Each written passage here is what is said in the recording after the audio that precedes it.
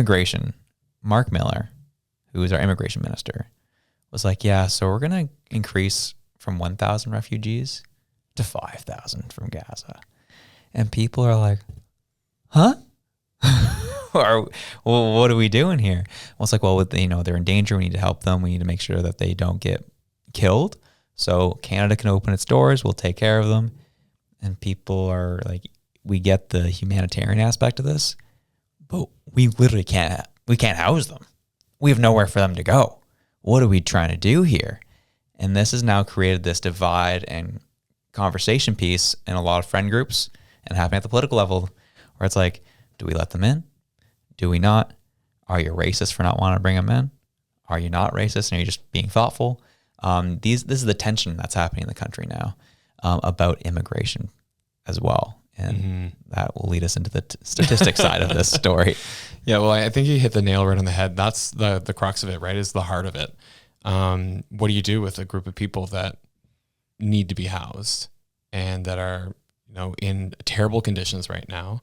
Whether you fall on the pro-Palestinian or the pro-Israel, it doesn't matter. There's a bunch of people, they don't have homes anymore, whether through fault of their own or no fault of their own. They need a home.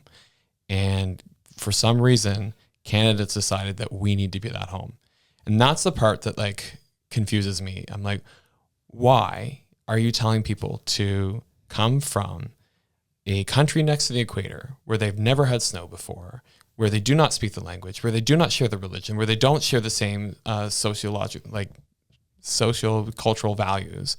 Like, why are you taking that group of people and bringing them to our country? Like, why wouldn't you say hey, countries that share the same family structures, share the same values, share the same religions, share the same language, where the barriers would be so much lower to getting ahead? Because that's the other part of it too, is how do we set these folks up for success?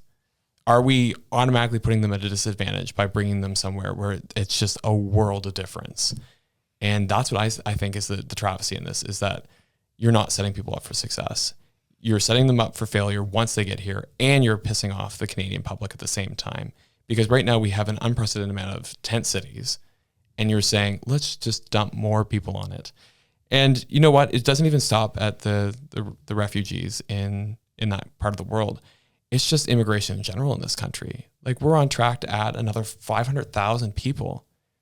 Do you know what housing starts were last year? I'll give you the housing starts for last year. So housing starts in 2023 declined by 7%, according to the CMHC. So recording 223,000 starts. That's a 25% decline in single family homes. So the immigration minister, when he actually got out there to talk about it too, he goes, oh, and don't worry, the immigration isn't having any effect on the housing. I'm like, oh my God. We added 500,000 people last year and we only built 220,000 homes. It doesn't, you're not even building enough homes for the people who live here, let alone doubling that in population that you're bringing in. It's foolish. So to me, it's so tone deaf. And then the other part of it too is why is it that the rest of the Arab nations in the Middle East, why are they not opening their doors? And, let's say we do take 5,000 folks in. Okay. There's, 2.3 million people in Gaza. Why isn't Egypt taking some? Why isn't Jerusalem opening their doors? Or sorry, not Jerusalem, Jordan. Yeah, Jerusalem would be a better place for it. But why isn't Jordan opening their doors? Why isn't Saudi Arabia? Why isn't the rest of the nations around it? Turkey? Why is it Canada? And so when you do any kind of digging at all, so the king of Jordan, King Abdullah, I think his name is, he outright said to the media, he's like, we cannot take any more Palestinians in, because if we do, we will disrupt the peace in our own country, because we will not be able to support them politically, we will not be able to support them economically, and we will not be able to house them or provide them for their needs. I'm like, gee, doesn't that sound familiar? We right now have so much political unrest right now over this situation. You add more people who are coming directly from that conflict. What does that do? What does that do to the peace and harmony in our own country? Yeah. It's a mess, and it's not racist. It's just how it is right now. We don't have the infrastructure. If we had no tent cities, we didn't have record high food bank usage, and people were not struggling the way they are to find a doctor and access healthcare, then we could say, yes, let's bring these people in and do it in a way that's respectful of them and the people that they're going to be integrating with, because that's the other part of it too. And we're not doing that. We're trying to look good for the moment and with no regard for how that plays out in the future. And that's been the way that this government has operated in CPP and in this and in housing and in every single portfolio that they touch. It's what looks good for the soundbite, what looks good for the media, the camera, smile, say the right appropriate, buzzword, and then no regard for the future. And this is where things get really interesting, because I was down in the States talking to some friends, and they used to live in Canada. Now they lived in the States for the past 6 years or so. And they asked, like, what's happening up there? What's going on? And I talked, we actually gave them a gift. We got them a box of Peace by Chocolate, gave it to them. And they're just like, oh, this chocolate's awesome. I love this. Yeah. And I'm like, yeah, no, they're great. They've been doing great work. Syrian family came over during the crisis over there back in 2015, set up shop here, created a life for themselves. It was awesome. But you would laugh because it's now 2024 and Trudeau is still doing victory laps with them of what happened in 2015. Like, there's no recent stories of success of people coming over here. It's just, we're going to keep riding the Peace by Chocolate train because that's all that came out of it, because life has gone downhill since for anyone coming here. And we haven't created a great situation for them. We have not allowed a situation where they can succeed. And in a lot of cases, people decide to go back to where they came from because it was so bad here. Yep. And these are the stats. These are the things that we're looking at. When you break it down, this is why.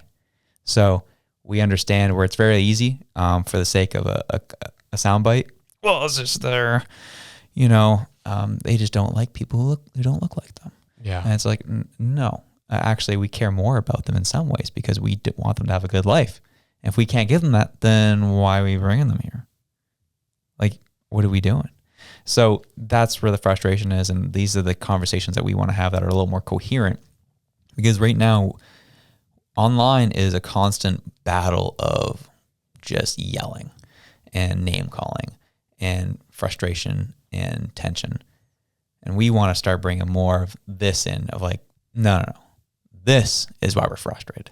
This is why we're mad. And this is why we need to see change now.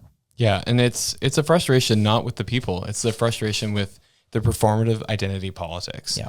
Because look at the folks who came from Ukraine who are now saying, we're going to take our chances with Ukraine again because we can't survive in Canada. We're going to be like living on the streets here soon. Mm-hmm. Like, they left a country that's actively at war, which would be the same as the Gazans, to come live on the streets in Canada.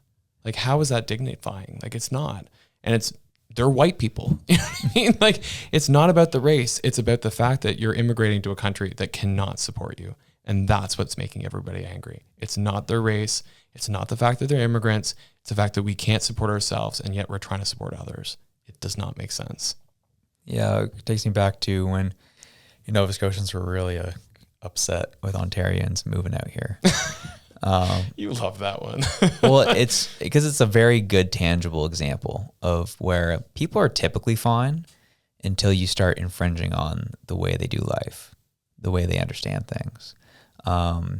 You start changing the skyline a little bit in Halifax. You start changing how they knew things growing up. That's when people get upset. If you don't do that, then they welcome in outsiders, no problem. And that's just a small scale of something like Nova Scotia. Canada's now facing that at a larger scale.